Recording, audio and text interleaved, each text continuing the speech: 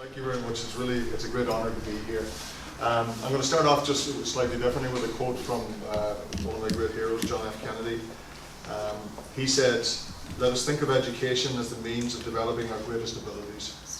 Because in each of us there's a private hope and a dream which, if fulfilled, can be translated into a benefit for everyone and a greater strength for our nation." With this in mind, I think President Kennedy would be very, very proud of what Siobhan has done in her career to date. And you've heard a little bit about it there already. And we all know she ain't finished yet. There's plenty more to do. I'll return to that a little bit later. I also want to just maybe say a little bit about our office. My office has a statutory obligation to promote and protect the rights of all children in Ireland. And we were established as part of a new approach by the Irish state to make up for the decades of disrespect, neglect and abuse suffered by the children of Ireland. So that was 20 years ago. We were born out of the crisis of ongoing sexual abuse scandals, which culminated with the government apology given by Bertie Ahern and the Taoiseach at the time to victims of abuse within industrial schools such as Artane and Letterfrack. Our creation was pushed for by the NGOs and the advocacy support services and supported by the UN Committee on the Rights of the Child in 1998 when they did the first review of the Irish state in relation to how they treated children and upheld their rights. In the 1990s, it was a decade of constant drip feed of revelations about the very many cruel and horrible ways the state had failed to protect its children, particularly those who were most vulnerable. In that time, there seemed to be a slow realisation across the whole of society that we had all turned a blind eye to the many damaging, dangerous practices towards children, whether that was in the home, in schools, or in so-called care institutions for children. The place of a child for most of the 20th century in Ireland was to be quiet, revere your parents, and never disobey or embarrass them, and do not get in trouble with any of the respected authorities such as the doctor, the guard, or the teacher. If you as a child were to break or speak up against any of those societal norms, then you will be at best ignored, but most likely beaten or punished in some other manner. Unfortunately, the old story about the power of the teacher was painfully true, and I remembered in my own family. If you came home and said you were slapped by the teacher, then you were slapped again at home. We believed the teacher was right at all times, without any discussion or any merits of the original slapping. And this was because we lived in a state where the hierarchy of authorities were set up their stations to maintain at all costs a certain set of mores. In that type of state, children were seen as chattels or possessions of their parents, and were not given any independence or opportunities for self-determination or forthrightness, or doing things differently, which was frowned upon. This refusal of their independence and autonomy led to the silencing of children's voices, which was a necessity for the old world order, in order for them to maintain what they believed was the right type of society. The first full Minister for Children in the Irish state was Frances Fitzgerald, and she described the impact of this when she said in response to the Ryan report, she said, "At every turn, Irish people kept their mouths shut out of deference to the state, to the system, to the church and to community, when they should have been unified in a fury and an outrage, that they were instead silenced, afraid to even whisper a criticism against the powerful. Thus, how could children ever have a chance of being heard if the adults lived in fear of speaking out?" So, when my office was set up, central to our mission from the very start was the prioritising of children's best interests. Core to that mission also was the according of respect to the children's viewpoints. In fact, it was set down in the founding legislation of our office in 2002, and I quote, we have to establish the structures to consult regularly with groups of children and to ensure the views of children were given due weight in accordance with their age and understanding of that child. Furthermore, we were required to highlight issues relating to the rights and welfare of children that are of concern to the children themselves, not just to me, not just to the teachers, not just to the doctors, not just to the professionals, of the children themselves. And that's something I've tried to live by since I came into office in 2015. So how does our office, the Office of the Children's Ombudsman, give effect to this legislative remit? Over the course of the last 20 years, we have sought to give voice to children in many different ways. And there's no one single answer to the question. Instead, we have always attempted to provide avenues through which the views and concerns of children can be channeled, to allow for a wider public expression and to find a wider public understanding of their voices. And we do this through taking complaints and investigations and ensuring advocacy on behalf of a child who is poorly served by our public institutions. We do it through efforts to educate children about their rights, where in any year we would see over 2,000 children participate in child rights workshops at our headquarters in Dublin City Centre. So if any of you teachers or youth workers or anyone want to bring children up to our office, you're welcome. We do workshops for children, teaching them about their rights. As I said, we had over 2,000 last year, and we also do workshops in outreach to schools and youth groups around the country where we can, to make sure that that's as accessible as possible. So we've had visits to the islands off Donegal, the islands off Galway, to Kerry, and we currently have a team up in Monaghan and Cavan, just trying to make ourselves as accessible as possible to hear those voices. We also do studies and reports and research that help shine a light on systemic failings and how severely they impact on the most vulnerable and marginalised of our society. And we also do this through initiatives such as a thing called Child Talks, where we allow children to do a TED Talk type scenario, a 7-minute speech on whatever the issue they consider to be important. And it's a fantastic event happening next month on the 20th of November. We're doing it again. It's with 1,000 children in the Helix Theatre, listening to other children talking about the issues that are important to them. And that's live streamed as well to schools all around the country. We also did an event called Beyond Limits, which provided a very public platform for children with disabilities to speak about their issues, to learn about others and to be inspired by others. And for us, that's one of the most crucial pieces of our work, whether we investigate something or we allow the children's voice to come through.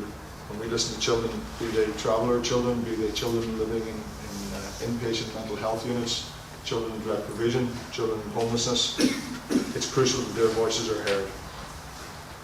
And overall, our understanding of so many issues for children has been greatly informed by our consultations with children, and our experience is that Irish children want to have their say and want to be heard.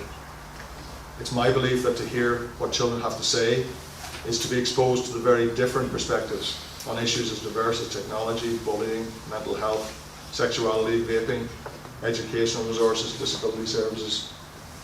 And it is to be confronted with the ways in which our adult world or wider world events shape the lived realities of young people of our country. So our children are telling us what is happening for them and what the impact of my actions and your actions and the government's actions are on them. That's a whole different thing to me thinking what their actions are. It's crucial that we listen to it. So how does all of this relate to the Siobhan's book? Today's event is so important because of all that. Siobhan has created a fantastic resource that brings together the tools of pedagogy with the outlook of let the children speak. This is the true antidote to the Ireland of the old ways. Let the children speak. If we can create a generation of young students who are open to speaking up and to airing their own viewpoints while respecting those of others, then we can look forward fondly to a better future for not only those children but for all of us. A child who gets to speak up and just importantly, and Siobhan is very strong on this, just as importantly, speaks up and is listened to, they will be someone who will not fear new ideas or trying out diverse approaches or exploring different opportunities. Someone like that will be a hugely valuable asset to their society and to the economy of any nation.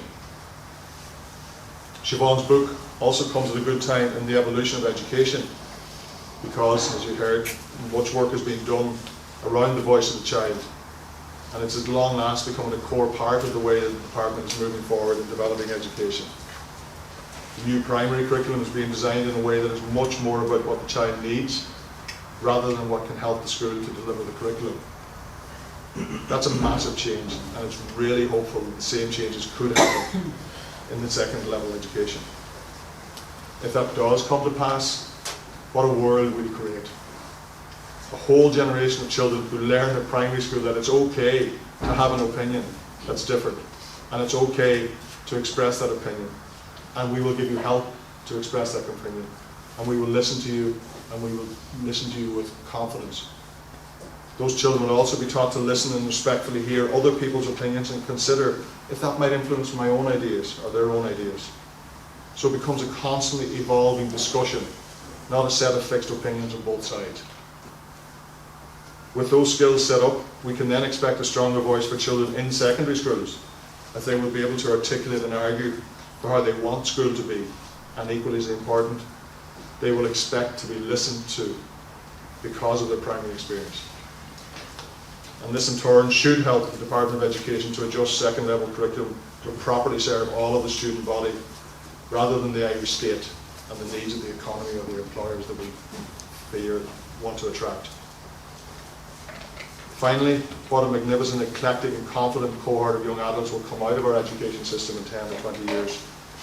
The Ireland they create will be a wonderful and diverse and successful, with the capacity to put children at the heart of it. All because of Siobhan, who's wrote this beautiful book. Something to look forward to.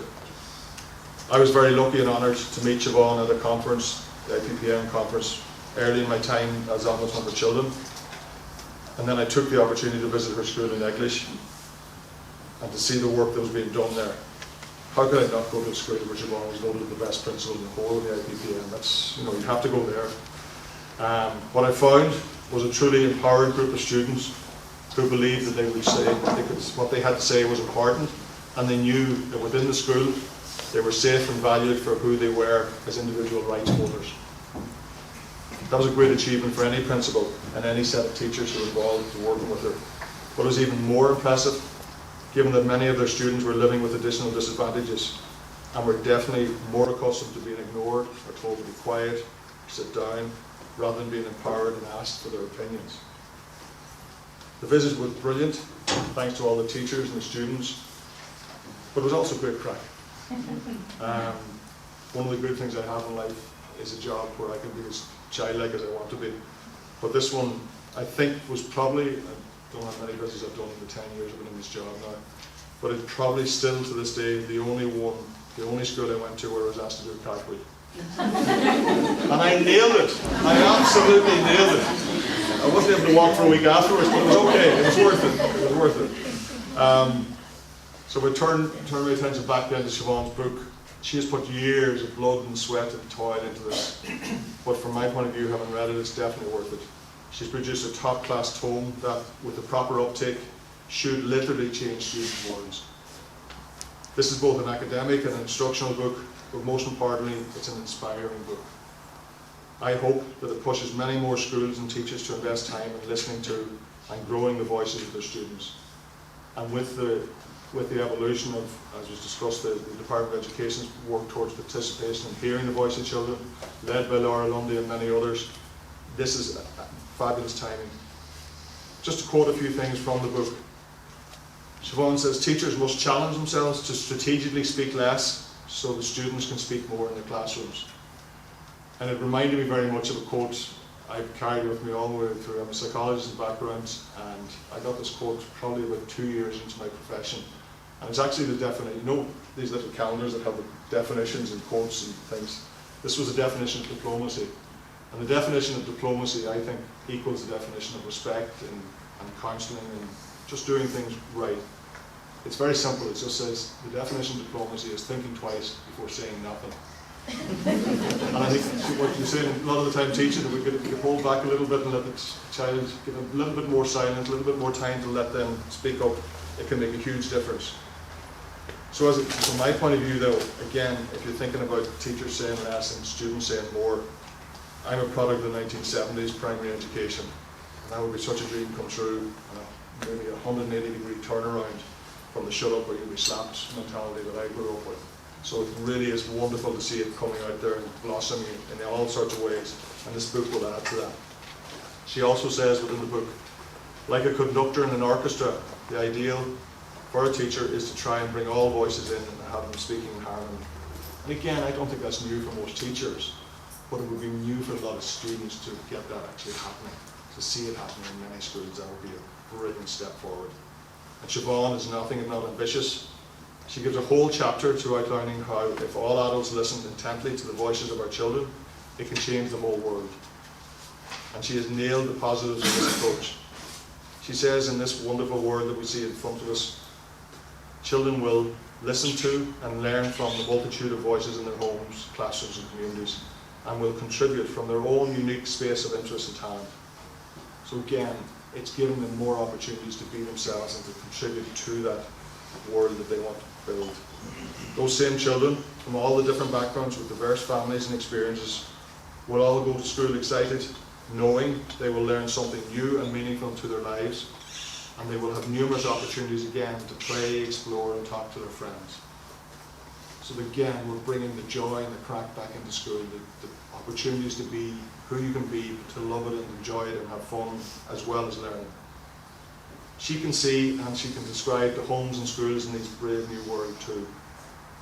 At home, as she puts it, parents are not vicariously living their dreams through their children's lives, but rather are actively encouraging the unique dreams and imaginations of their little ones. Again, we all need to be reminded to hold back sometimes, let the child be the child. And at school, she says, everybody is a learner and teacher, and everybody is a listener in these schools. We all learn from each other. And I love that she defines inclusive education as schools that celebrate diversity and respond to and celebrate the uniqueness of every child, and the richness of diversity is regarded as a wonderful learning opportunity for all. Not something to fear, not something to be put over with, not something to get on with, not something to try and find a way around, but to be embraced as a wonderful learning opportunity for all. And she can also see a time in every school day where the teacher becomes the learner and the children become the teachers. And I quote, well, I absolutely love this with her, is how she describes one of those transitions. Teacher becomes the learner, the children become the teacher. As teachers, children will teach the adults to be more playful and childlike, rather than adults always teaching children to grow up. And many times have we done that. As teachers, children will teach the adults how to be more playful and childlike, rather than adults always teaching children how to grow up. How powerful is that? And of course, with that insight, I now know why I was persuaded to do a cartwheel as Ombudsman for children in my best suit. That's exactly what was happening. I was being playful and childlike.